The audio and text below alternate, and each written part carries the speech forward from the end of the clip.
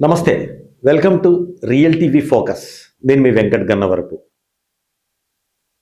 దేశ చరిత్రలో ఎప్పటి నుంచి చూసినా కూడా ప్రజలదే పైచేయి. మరీ ముఖ్యంగా ఇప్పుడు యువతదే. దాదాపు స్వాతంత్రం వచ్చిన దగ్గర నుంచి స్వాతంత్రోద్యమంలో కూడా యువతదే పైచేయి. తెలంగాణ ఉద్యమంలో యువతదే పైచేయి. దేశంలో ఏ ఉద్యమాలు జరిగినా యువతదే ప్రాధాన్యత, కీలక భూమిక అనేది మరోసారి రుజువైందని చెప్పుకోవచ్చు. గత 10 రోజుల నుంచి నీట్ పేపర్ లీకేజ్ అంశంపై జంజీ యువత ఉద్యమించి ఢిల్లీలోని జంతర్ మంతర్ స్థాయిలో అక్కడి నుంచి దేశవ్యాప్తంగా అనేక రాష్ట్రాలకు ఆ సెగని దేశవ్యాప్తం చేయగలిగింది. దాదాపు 2014 నుంచి ఇప్పటి వరకు ఏ ఎన్నికలు జరిగినా, ఏ అంశం మీదైనా బైఫర్కేషన్ విషయంలో కావచ్చు, అదేవిధంగా డిమానిటైజేషన్ విషయంలో కావచ్చు, అదేవిధంగా జిఎస్టీ విషయంలో కావచ్చు, కాశ్మీర్ అంశం విషయంలో కావచ్చు, 2019లో కాశ్మీర్ అంశం, ఆర్టికల్ 19 విషయంలో కావచ్చు, ఏ ఒక్క విషయంలో కూడా మోడీ కావచ్చు, అమిత్ షా కావచ్చు, ఈ మోడీ అమిత్ షా ద్వయం ఎన్డీఏ బీజేపీ వెనకడుగు వేయలేదు. దాదాపు 12 సంవత్సరాల ప్రస్థానంలో మొట్టమొదటిసారి రైతుల ఉద్యమం 2 సంవత్సరాల సుమారు జరిగినా కూడా మోడీ వెనకడుగు వేయలేదు. తను అనుకున్న ప్రపోజల్ని మార్చలేదు. చివరిలో ఏదో తుతుమంత్రంగా మార్చారేమో. కానీ ఇప్పుడు మాత్రం 10 రోజుల జంజీ ఉద్యమంలో నీట్ ప్రశ్నాపత్రాల లీకేజ్ అంశంలో యువతే పైచేయి సాధించింది.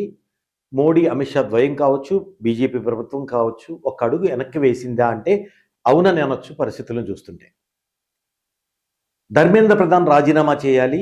ఏదైతే నీట్ ప్రశ్నాపత్రాల లీకేజ్ విషయంలో చాలామంది యువత కొంతమంది బలవన్మరణాలకు పాల్పడ్డారు, చాలామంది ఇబ్బందులకు గురయ్యారు అని దాదాపు ఉద్యమం తారాస్థాయికి చేరుకున్న నేపథ్యంలో ప్రభుత్వం చర్చలకు ఆహ్వానించింది. చర్చలు ఫలించలేదు. మళ్ళీ ఈరోజు చర్చలుకున్నాయి. ఈరోజు ఎట్టకేలకు కేంద్ర ఉన్నత విద్యాశాఖ మంత్రి ధర్మేంద్ర ప్రధాన్ రాజీనామా చేశారు. ఆయన తన రాజీనామాను ప్రధానమంత్రి నరేంద్ర మోడీకి ఫ్యాక్స్ చేశారు. అదే విషయాన్ని ట్విట్టర్ ద్వారా ఎక్స్లో పోస్ట్ చేసి ఆయన అందరికీ తెలియపరిచారు. అంశాలు ఏంటంటే ఆయన రాజీనామా చేసినప్పుడు ప్రస్తావించిన అంశాలు, యువత ఈ ఉద్యమాల బాట పట్టకుండా చదువుకే సమయాన్ని కేటాయించాలి. 10 రోజులుగా జరుగుతున్న అంశాల మీద నేను చాలా బాధపడ్డా. విద్రోహ శక్తులకు అవకాశం ఇవ్వకూడదని రాజీనామా చేశా. ఇది నా వ్యక్తిగతానికి సంబంధించింది కాదు, వ్యక్తిగత ప్రతిష్టకు సంబంధించింది కాదు అని ఆయన చెప్పాల్సుకుని చెప్పి రాజీనామా చేశారు. ఎట్టకేలకు జంజీ యువత కావచ్చు, వారికి సహకరించిన కాక్రోచ్ జనతా పార్టీ కావచ్చు, కొన్ని పార్టీలు కావచ్చు, పైచేయి సాధించాయని చెప్పచ్చు. మరి ఈరోజు శాంతి చర్చలు జరగబోతున్నాయి. దీనికి సంబంధించి మళ్ళీ జంజీ యువత లేకపోతే నీట్ దాని మీద ఎవరైతే విద్యార్థులు ఉద్యమించారో వారి డిమాండ్స్ ఏంటి, ప్రభుత్వం ఆ డిమాండ్స్ వరకు ఎంతవరకు సానుకూలంగా చేస్తుంది అనేది చూడాలి.